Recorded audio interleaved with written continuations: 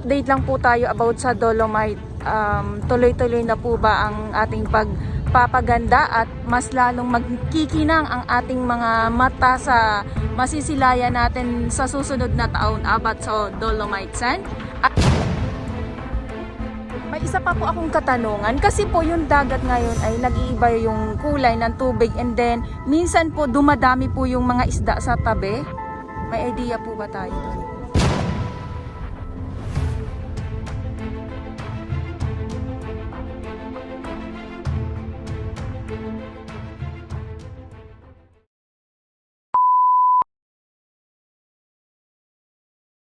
What about naman po sa Manila Bay? Maglalagay po ba tayo doon, sir? Kasi yun ang mga ibang komentaryo ng ating mga... Well, there are right places to to all these projects, no. Actually, this is also part of Manila Bay, itong Baseco.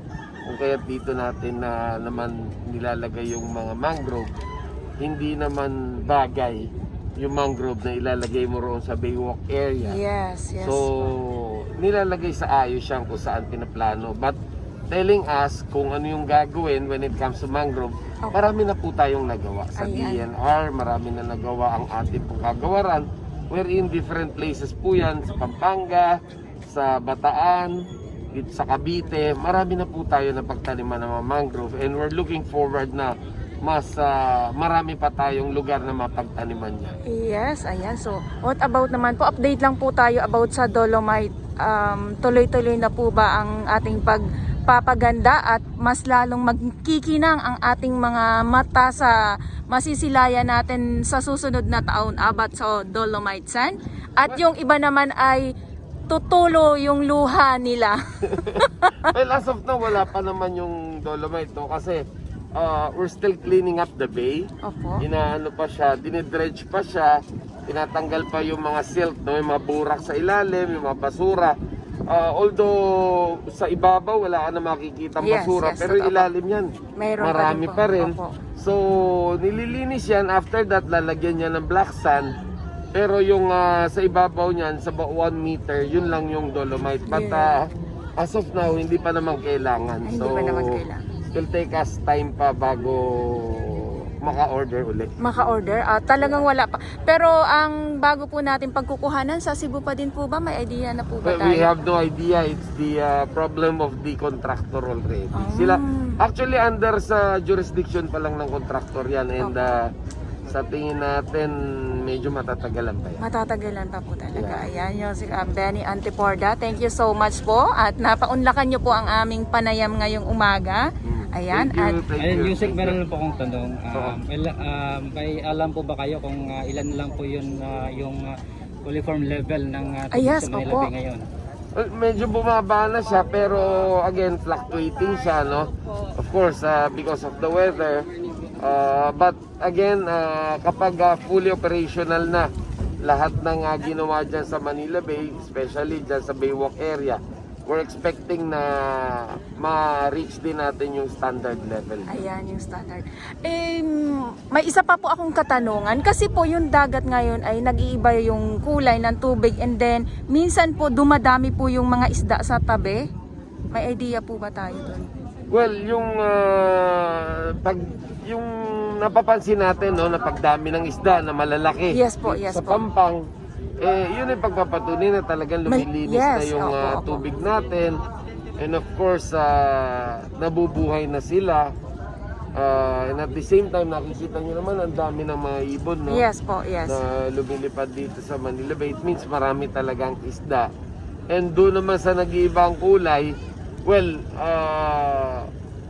shall I say, merong pa ring nagtatapon na hinahanap pa rin namin, and it won't take long para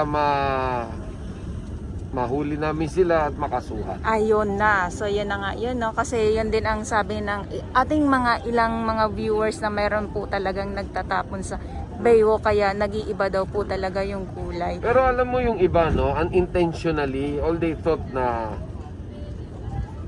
hindi sila nagkakasala sa batas dahil sa nung sinaunang panahon pa ganun na yung tubo nila, nakatutok na sa Manila Bay. Sa Manila Bay po.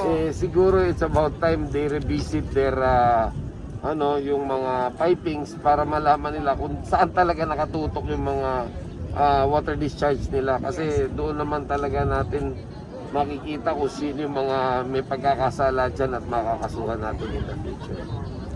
Ayan, thank you so much po, Yosek Benny, Auntie Porda. Thank you po. Ayan.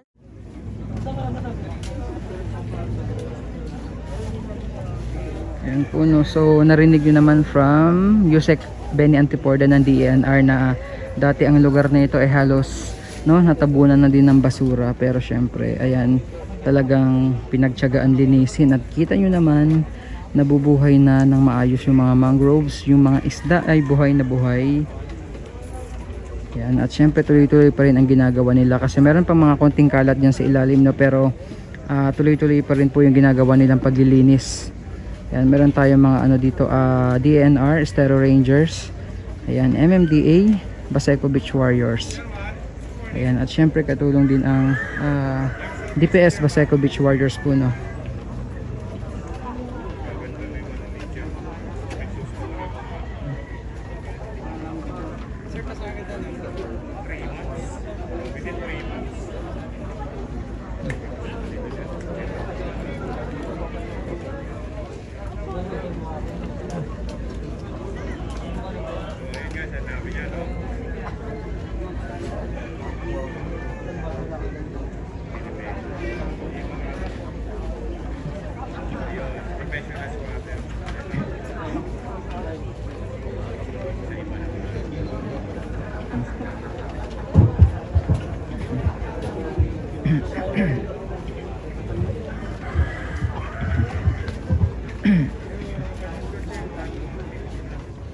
Ayun, so katatapos lang po ng programa ngayong umaga, no, at ito mag-uumpisa na yung tree planting activities na nangungunahan nga po, no, nila DNR Secretary Roy Simatu at ni MMDA Chairman Danilo Lim.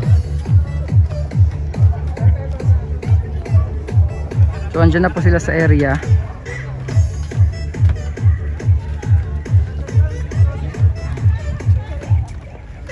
So kasama po sa itatanim nila, no, yung nilad plants, yung pinagmulan ng pangalan ng Maynila, and along with iba't ibang variety po, no, ng mangroves.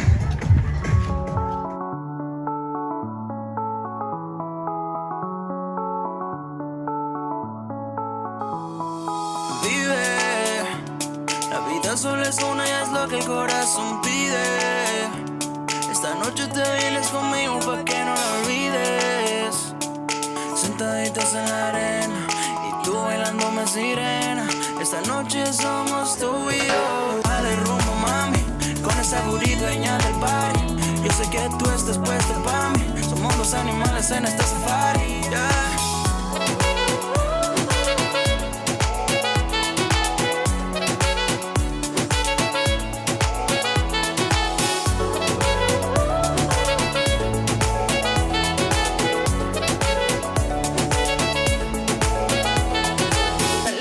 Es una, vívela como tú quieras, deja que la vibra suba y vive tu manera.